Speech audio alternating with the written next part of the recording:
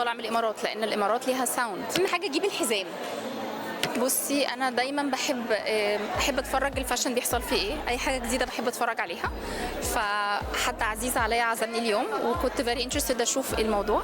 عجبتني قوي الالوان وبحب كتير انا الحاجات اللي الكواليتي بتاعتها عاليه. ف I did spend وقت بالمكان لانه حبيت الكواليتي وحبيت الالوان صراحه. انا ما كنتش مصدقه ان البراند بتاعي في خلال سنه واحده طلع عالميا، يعني دي حاجه، وطالع من الامارات لان الامارات ليها ساوند. بصي انا الايام دي لسه خارجه من ميلان فاشن ويك وراه فاشن فاكتور ومركزه بقى في رمضان. بالنسبه لي انا اصلا ابتديت تصميم لرمضان، فسيزن بالنسبه لي قريب قوي على قلبي، فبطلع كرييشنز جديده ليه. بحضر حاجات جديده كمان لفالنتاينز قريب، والاهم من مش اهم بس يعني جاي وراه على طول ان شاء الله هكون جزء من فيلم فيستيفال، عندي فاشن شو هناك ان شاء الله فبحضر له.